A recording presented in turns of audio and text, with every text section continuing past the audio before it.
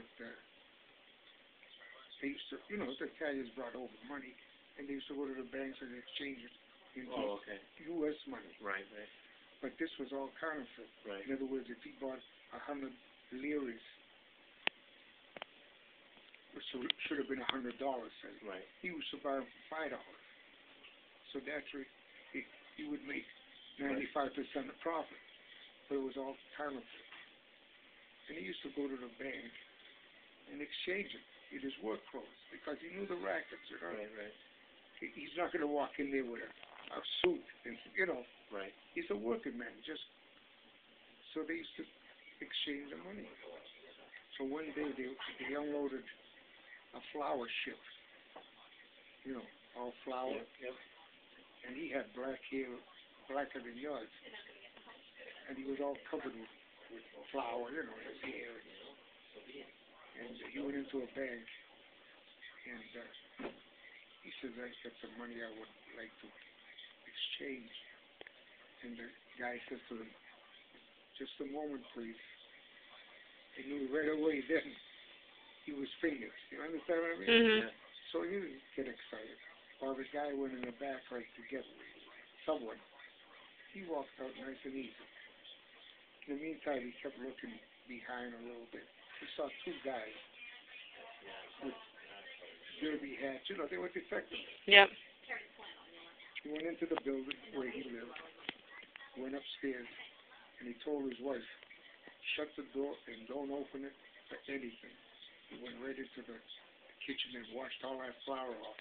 And he became a new man, right? Right. Okay, huh? So the cops came in, you know, knocking at the doors. And finally they went into his house. He says, "We're looking for an older man with gray hair. Is he a relative of yours, or did he come in?" He said, "No, come on in." He said, "No, look around if you want it. There's no one here." He said, "Oh, all right." So they went out. And just as soon as they left the building, he told his wife, "Pack the bags, we're leaving tomorrow morning for him." He said, "What?" Wow. "Because they got me spotted." He said, "Sooner or later I'm going to end up in jail." Yeah.